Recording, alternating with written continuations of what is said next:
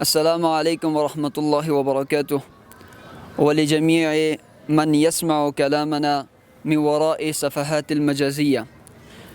وبمناسبة يوم الفتح لإمارة إسلامي أفغانستان المصادف بيوم 7 من محرم الحرام من عام 1443 والموافق ب24 من شهر أسد ومن عام 1400. والله هذا اليوم يوم الفرح والسعادة للأفغانيين ولجميع المسلمين كافة، ولقد تعجز الكلمات عن تعبير فرحنا وسرورنا.